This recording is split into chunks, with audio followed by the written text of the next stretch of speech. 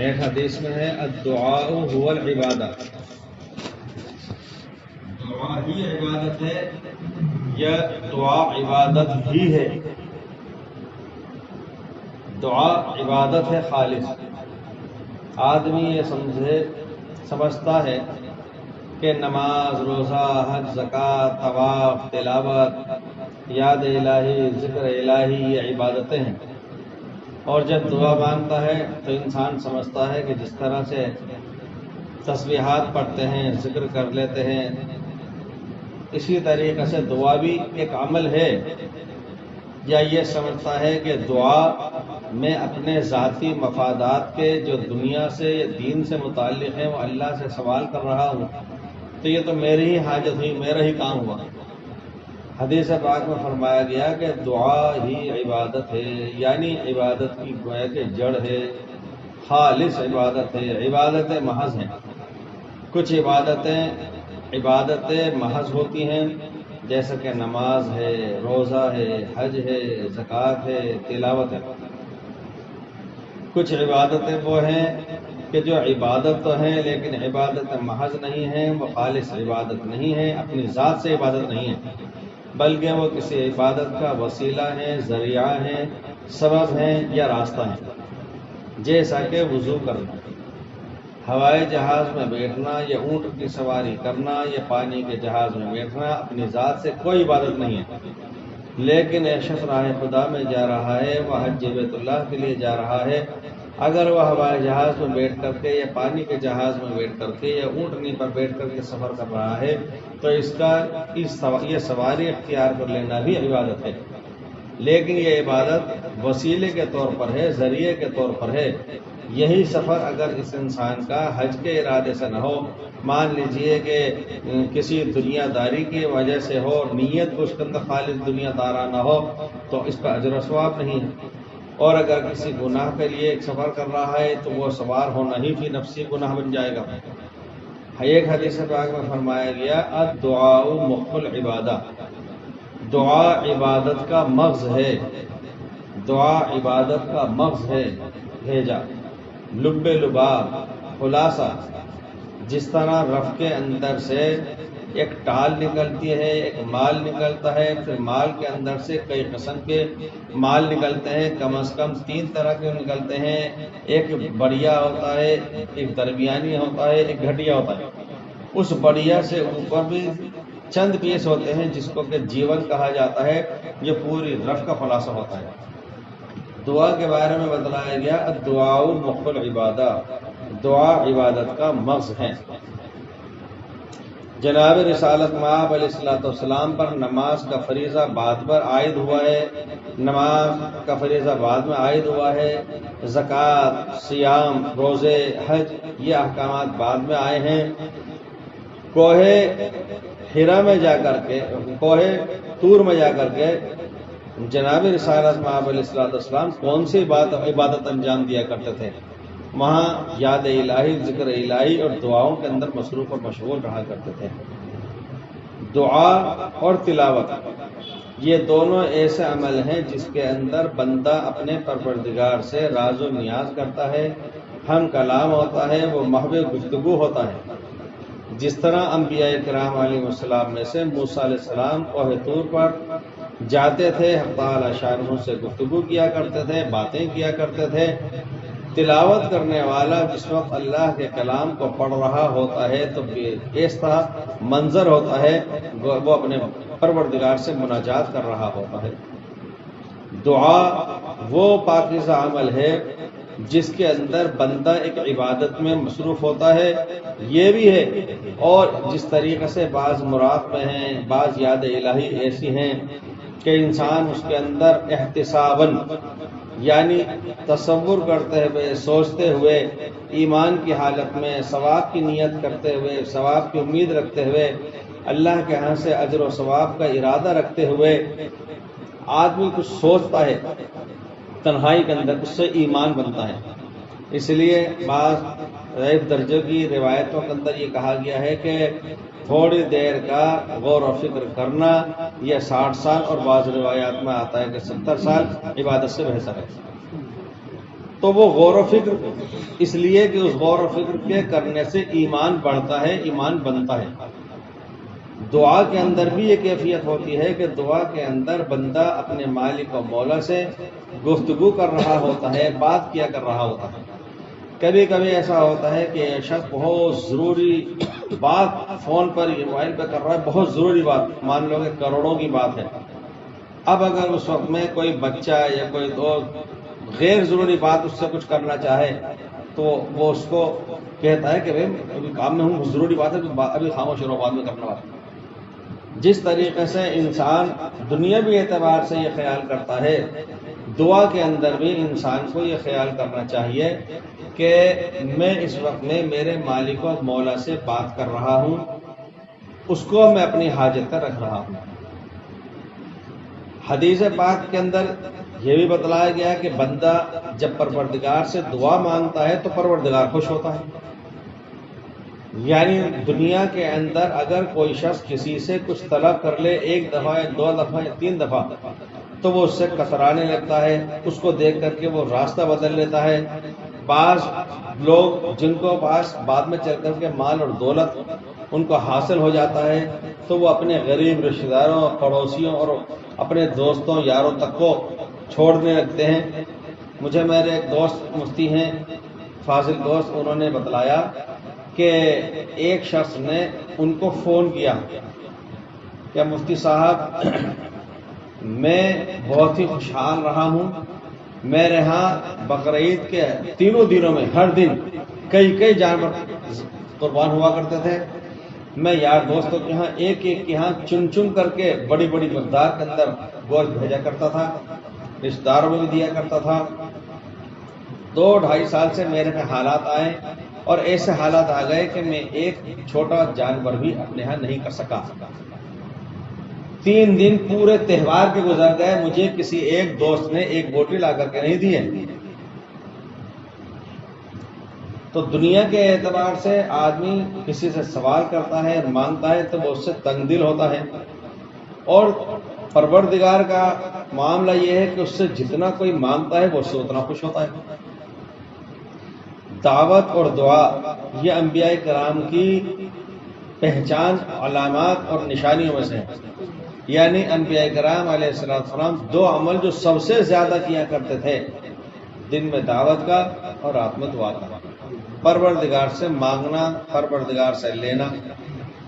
حدیثوں میں آتا ہے کہ دعا تو کوئی رد ہوتی ہی نہیں ہے ایمان والے کی، اس کی شکل بدل جاتی ہے، اس کی کیفیت بدل جاتی ہے، اس کی حالت بدل جاتی ہے، لیکن قبولیت ہوتی ہے اللہ کے ہاں۔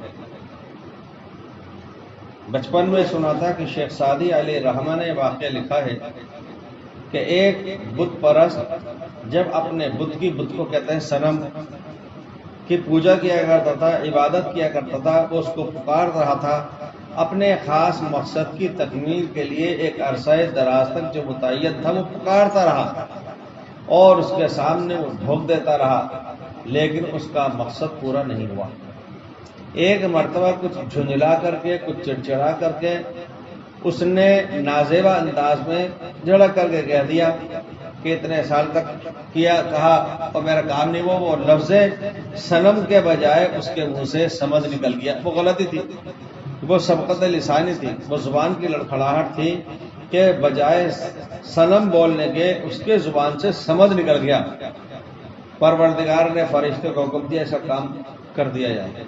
فرشتوں نے عرض کیا کہ بار الہ، یہ تو صنم کو پکار رہا تھا، صنم ہی کو پکار رہا ہے، اور صنم کے غلطی سے سبقت لسانی سے بھی اگر اس کے زبان پر آیا ہے تو میرا نام آیا ہے، مجھے شرم آتی ہے۔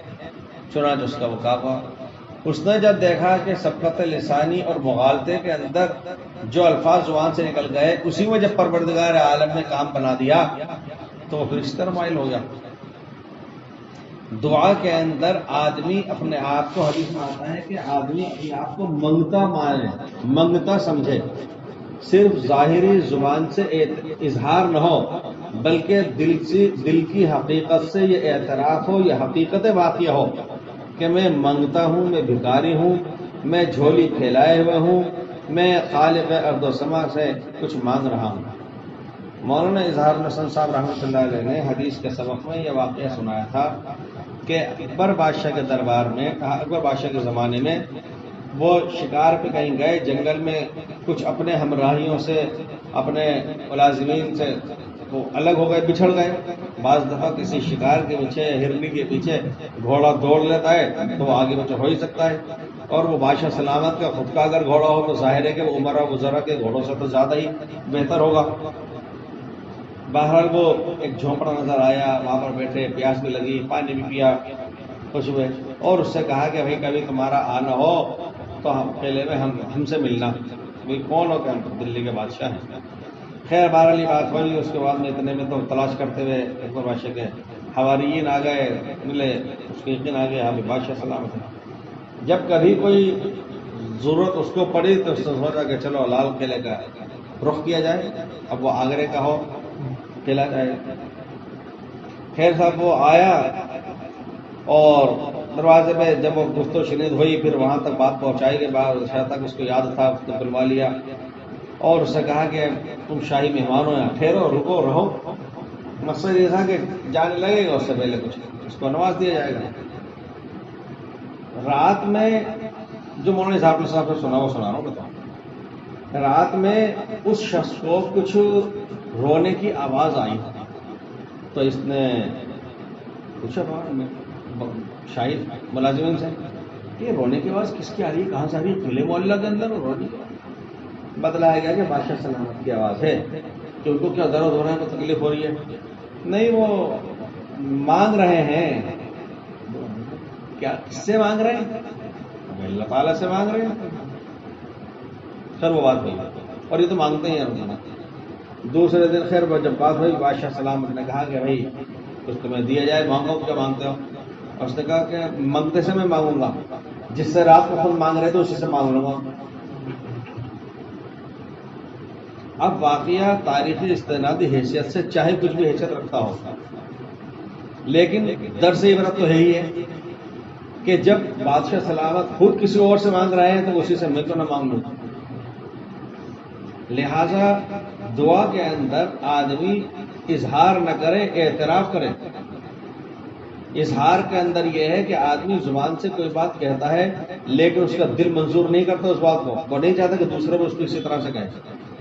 آدمی جب خط لکھتا ہے تو اپنے آپ کو لکھتا ہے حقیر، فقیر، کل تقصیر، خاکسار، گناہگار، خادم، آپ کی جوتیوں کا کفش بردار، جوتے کو اٹھانے والا۔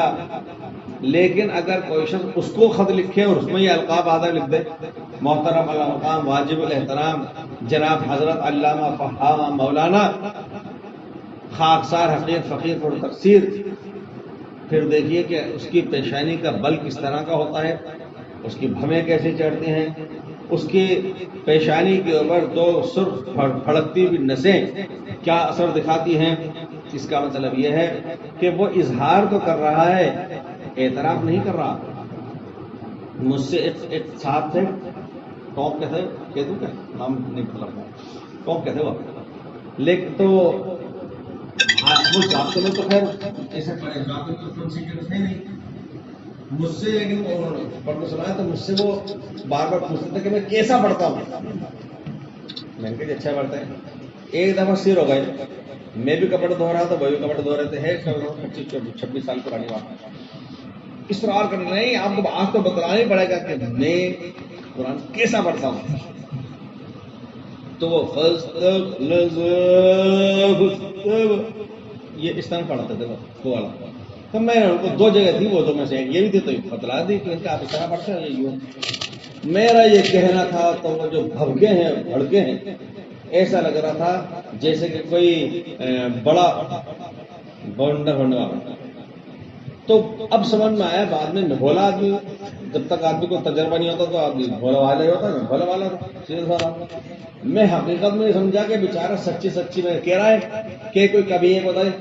جب اس نے یہ جواب پلٹ کے دیا تب میں سمجھا کہ اس کا مقصد ہے کہ میری تعریفوں کی گن گاؤ کہ قاری عبد الباسط کے مرنے کے بعد اگر کوئی شخصیت پیدا ہوئی ہے تو وہ آپ ہیں، آپ کسی کو کوئی نہیں ہے۔ بعض مرتبہ آدمی 20 منٹ اور 10 منٹ کی تقریر کرنے کے بعد پوچھتا ہے کیسے رہے گی؟ کبھی کوتاہی کو غلطی تو بتلاؤ. اور اگر آپ نے غلطی بتلا دی تو پھر دیکھیے کہ اگر اس کا درجہ حرارت اگر 51 سے اوپر نہ ہو جائے تو اس کا مطلب اس کا مقصد ان دبے ہوئے الفاظ میں متواضعانہ الفاظ میں یہ ہے کہ آپ کچھ تعریف و توصیف تو کیجیے کہ حضرت آپ تو ایسے ہیں ویسے ہیں موٹے ویسے ہیں ڈبل ویز ہیں قطب مینار پہ بیٹھے ہیں آپ کی کیا بات ہے. تو اظہار آدمی اللہ کے سامنے تو اعتراف کر لے, مخلوق کے سامنے جو رہا وہ رہا, اللہ کے سامنے تو اعتراف کر لے. دعا جب مانگی جائے تو اس حقیقت کے ساتھ دنیا آج ایک دستور ہے اب کہ آدمی جب کوئی بیمار آزار ہوتا ہے تو ڈاکٹر کو حقیقت کو مالک کو دکھا دیتے ہیں, بڑے ڈاکٹر کو, اس سے بڑے ڈاکٹر کو وہاں تک کر لیتا ہے. اخیر میں جا کر کے پھر کہنے لگتا ہے جب وہاں جاب ہر جگہ سے مل جاتا ہے کہ اب تو اللہ ہی صحیح کرے گا. جب جس طریقے سے اب تو اللہ صحیح کرے گا, پہلی دہلی سے بھی اللہ ہی صحیح کرتا. مولانا سعید صاحب ٹونکی دامت برکاتہم یہ فرماتے ہیں کہ لوگ کہتے ہیں کہ میاں کھوٹا بیٹا کھوٹا پیسہ وقت پر کام آتے ہیں. یہ توحید کے اعتبار سے صحیح نہیں ہے جملہ. کھوٹا بیٹا کھوٹا پیسہ وقت پر کام آتے ہیں. آپ دیکھیں کہ بھی تجربہ کر کے کہ ایک پھٹا پرانا سا لوٹ بہت سیدھا تھا تو وہ چلتا بھی نہیں آسانی سے, وہ پڑا ہی رہا. لیکن جس دن آپ کے پاس میں بالکل ہی پیسے ختم ہو گئے, کچھ نہ رہا پاس میں, تو آپ سوچتے ہیں یار پرانا نوٹ چلا کے دیکھتے ہیں, اگر چل جائے تو ٹھیک ہے, اور نہیں تو 2-4 روپے کم میں چل جائے تو وہ بھی چلو ٹھیک ہے. جب مصیبت پریشانی آئی اور کچھ ہاتھ میں نہ رہا تو کھوٹا پیسہ وقت پر کام آیا. کھوٹا بیٹا کھوٹا پیسہ وقت پر کام آتا ہے. مولانا سعید صاحب نے فرمایا کہ توحید کے نقطۂ نظر سے یہ غلط ہے. اگر مقدر میں نہیں ہے تو کھرا بیٹا کھرا پیسہ وقت پر کام نہیں آتے. چنانچہ وہ واقعہ ہے, میں اشارہ دے رہا ہوں کہ ایک بادشاہ نے سوچا کہ میرا خزانہ آخر کتنا بڑا ہے, کیا کیا ہے, میں ذرا اس کو دیکھوں تو صحیح. تو ایک دفعہ تعالیٰ خود ہی چابی لے کر گیا, وہ تالا کھولا. ایک تو وزیر خزانہ کے پاس رہتی ہے چابی, ایک بادشاہ کے پاس بھی رہتی ہے. تالا کھول کر کے اور اندر گھس گیا اور دیکھنے لگا. اتنے میں اتفاق کی بات ہے کہ وزیر خزانہ کے وہاں سے جو ادھر ہو خزانے کا تو تالا کھلا رہ گیا. میں بھول گیا شاید, بہت اچھا ہوا کسی کو پتا نہیں ہے تو تالا لگا دیا کہ کہیں بادشاہ سلامت پتہ نہ چل جائے. تو بادشاہ اندر دیکھ دکھا کر کے جو واپس ہوا تو آواز چلتا ہوا بند. وہ تو خزانہ تھا, وہ خزانہ کیسا خزانہ جہاں اندر سے آواز باہر تک آ جائے اور باہر سے اشارہ کرے کوئی, اندر تو اس وقت پہنچ جائے. جہاں اندر تو دوسرا گھس کر کے اور وہاں سے چپ چاپ پکڑا دے کسی کو لے کے چلتا بن. ایسا تو وہ خزانہ تھوڑی ہے. خزانے کا تو مطلب یہ کہ ایسی محفوظ جگہ کہ نہ کوئی اس سے آمد رفت کا دروازے کے سوا کوئی سلسلہ نہ ہو سکے, آواز اس کے نہیں آ سکتی, دروازے بالکل بند اور پیک ہے, اور ظاہر ہے کہ رہنے والے دروازے میں تھوڑی کھڑے رہیں گے. اب بادشاہ چیختا چلاتا رہا, وہ بھی کچھ ہوا. آخر کے اندر جب اس کی بھوک, اس کی شدت, اس کی پیاس بے حد ہو گئی, آخر اور اس کو یقین ہوگا کہ موت کے سوا کچھ نہیں ہے. ہیرے جواہرات میں گھرا ہوا ہونے کے باوجود اس نے پھر وہاں پر یہ لکھا کہ یہ کام میں نہیں آ رہے, اگر گیہوں کے 2 دانے ہوتے, پانی کے چند قطرے ہوتے تو میری زندگی بچ جاتی. ان ہیرے جواہرات اور سونے چاندی سے کیا ملے گا؟ مغل بادشاہوں کے ہاں عام طور پہ کائست لوگ ہوا کرتے تھے خزانے کے اوپر. کائست قوم ہندوؤں میں سب سے زیادہ پڑھی لکھی ہوتی ہے. تو جس کائست کو بادشاہ کو نے ایک دفعہ شاہجہاں نے حکم دیا کہ ذرا سونا تو وزن کر کے بتلاؤ کتنا ہے ہمارے خزانے میں. 6 مہینے تک اس نے رپورٹ پیش نہیں کری. 6 مہینے تک رپورٹ پیش نہیں کری. بادشاہ سلامت کا حکم پورا نہیں کیا. بادشاہ نے بلوایا, کتنا وقت ہو گیا تم سے کہے ہوئے؟ سرکار 6 مہینے ہو گئے, تم نے آج تک جواب کیوں نہیں دیا؟ آپ نے حکم دیا ہے اس وقت سے 24 گھنٹے تولا جا رہا ہے, 6 مہینے ہو گئے, ابھی ایک کنارہ تلا ہے. پہ خزانہ کتنا ہوگا؟ بھیڑ تو لے کے پہنچ نہیں سکتے شاہی خزانے کے اندر.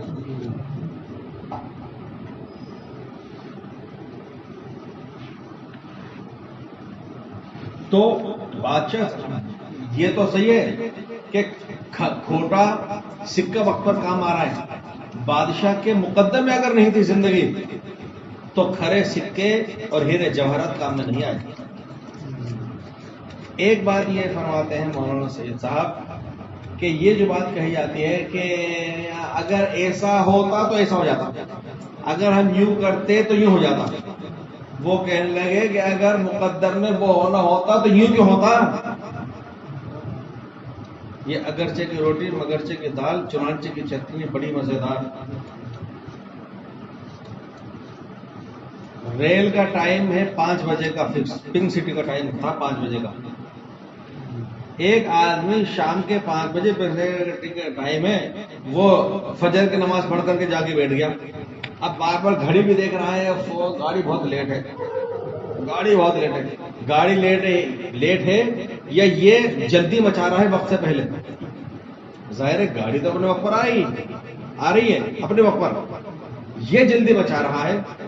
پروردگار عالم نے جو وقت جس چیز کا معین فرما دیا وہ اٹل ہے, وہ آگے پیچھے نہیں ہوگا. یہ جلدی بازی مچا رہا ہے کہ اسی وقت ہونا چاہیے, نہیں ہونا یہ کام تو پروردگار نے طے کر رکھا ہے کہ کام. اس لیے دعا کے اندر استحضار ہونا چاہیے, روزانہ کا معمول ہونا چاہیے. دعا رمضان میں تو روزے ہیں, یہ تو صحیح ہے, تراویح تو رمضان میں ہے, لیکن ایسا نہیں ہے کہ دعا سال میں ایک دفعہ رمضان میں ہوتی ہے. دعا آدمی کو اجتماعی بھی کر لی جائے. حقیقت اور اصل یہ ہے کہ آدمی انفرادی طور پر تنہائی کے اندر اپنے مالک مولا سے لو لگائے. اس لیے اس دعا کا اہتمام 12 مہینے کرتے رہنا چاہیے. جو عمل انسان نے رمضان المبارک میں حاصل کیا ہے وہ 11 مہینے تک چلنا چاہیے. بزرگوں نے فرمایا ہے کہ اگر ایک عمل کے بعد میں دوبارہ اس عمل کی توفیق ہوتی ہے تو یہ اس کی مقبولیت کی نشانیوں میں سے ہے. اور ورنہ آدمی سمجھے کہ کیا منہ پہ مار دیا گیا ہوں. اس لیے رمضان کا ختم ہے تو اب اپن لوگوں کو اپنے ضمیر سے خود سوال کر لینا چاہیے, اپنے گریبان میں منہ جھانک کے خود دیکھ لینا چاہیے کہ کہیں ایسا تو نہیں کہ جس طریقے سے جیل خانے کے اندر سب بند تھے تو اندر تھے اور جیل خانے کا دروازہ کھولا تو سب بھاگ لیے. کہیں ایسا تو نہیں کہ ماہ مبارک کے میں جو مردۃ الشیاطین سرکش شیاطین قید تھے تو میں بھی قید تھا ان کے ساتھ, اب وہ کھل گئے تو میں بھی کھل گیا. ایسا نہیں ہوا. اب درود پاک پڑھ لیجیے تو